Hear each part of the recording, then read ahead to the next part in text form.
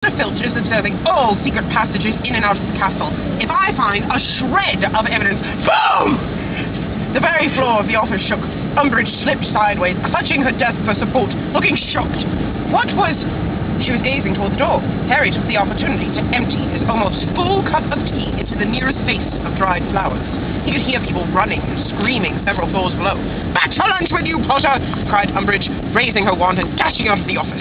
Harry gave her a few seconds' head start, then hurried after her to see what the source of all the uproar was. It was not difficult to find. One floor down, pandemonium reigned.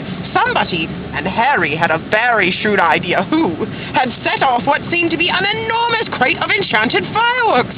Dragons, compromised entirely of green and gold sparks, were soaring up and down all corridors, emitting loud, fiery blasts and bangs as they went.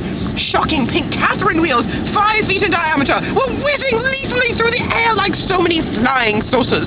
Rockets, with long tails of brilliant silver stars, were ricocheting off the walls. Sparklers were writing swear words in mid-air of their own accord. Firecrackers were exploding like mines everywhere Harry looked.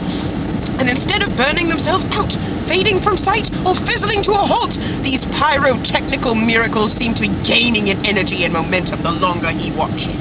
Filch and Umbridge were standing, apparently transfixed with horror, halfway down the stairs. As Harry watched, one of the larger Catherine wheels seemed to decide that what it needed was more room to maneuver. It whirled towards Umbridge and Filch with a sinister whee!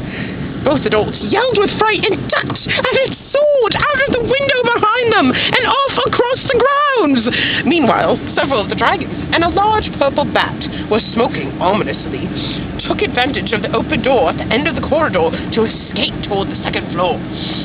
"Hurry, Filch! Hurry!" shrieked Umbridge. "They'll be all over the school unless we do something! Stupefy!"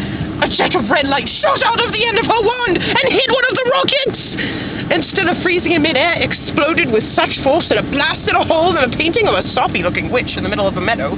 She ran for it just in time, reappearing seconds later, squashed into the painting next door, where a couple of wizards playing cards stood up hastily to make room for her. "Don't stop!" And that was reading time with Kendra.